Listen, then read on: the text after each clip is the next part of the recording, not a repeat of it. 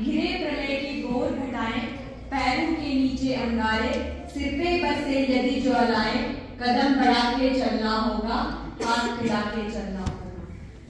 यहाँ पर उपस्थित सभी महावों, माताएं, बहनें, बुजुर्ग, मेरे नौजवान साथी और यहाँ पे बैठी हुई छोटी बच्ची, आप सभी को मैं प्रणाम करती हूँ। जैसा कि आप सब जानते हैं, आज हम यहाँ पे अटल जी की स्मृति में उपस्थित हो रहे हैं। वो अटल जी जो खुद ने, जिनका नाम ही अटल है और उसी तरह वो अपने नाम को अटल और अमर करके चलेंगे। आज वो परमात्मा के चरणों में हैं और आप सबके लिए, हम सब के लिए एक प्रेरणा का स्रोत हैं।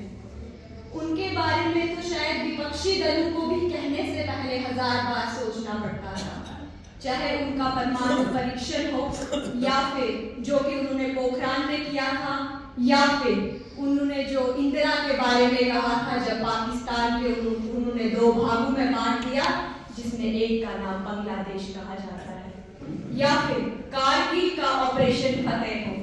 उनकी एक एक निर्णय एक विजय गाथा बन के हमारे जीवन में उतर चुका है।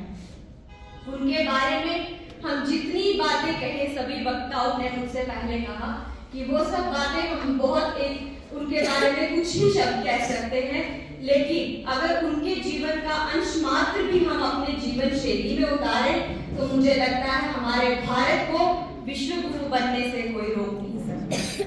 अटल जी के जीवन में अगर हम ये कह दें कि उनके स्वभाव में धैर्य था तो धरती जैसा, तेज था तो अग्नि जैसा, और उनके बारे में जितने ही शब्दावली हम कहें वो कम बढ़ जाती है, क्योंकि उनकी जो जीवन शैली थी, चाहे वो किसी भी कार्य क्षेत्र में हो, वो कहीं पे भी गए हो, अपने नाम को वो अटल और अमर करके आ गए।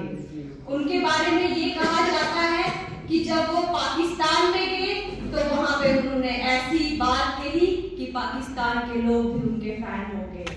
उनके बारे में मुझे लगता है चाहे वो कश्मीर से लेकर कन्याकुमारी तक बच्चे बच्चे के दिल में हम अटल जी के नाम की स्मृति जो है वो जागी रहती है। उनका ये कहना था कि सभी धर्मों से ऊपर जो है वो देश धर्म है, सभी नीतियों से ऊपर जो है वो राष्ट्र नीति है, और अगर उन्हीं के आदर्शों को हम अपने जीवन में उतारे तो मुझे लगता है हम सबके लिए एक वो प्रेरणा के लिए हम आगे जो है हम जाने जाएंगे। अंत में मैं अपने शब्दों को उनकी एक कविता से विराम दूंगी कि जब उन्होंने अपनी सरकार गिराई थी तो उस टाइम पे उन्होंने कहा था कि सरकारें आएंगी जाएंगी, पार्टियां बनेंगी बिगड़ेंगी, लेकिन ये देश रहना चाहिए, इस देश का लोकतंत्र रहना चाहिए। धन्यवाद। जय हिंद, जय भारत।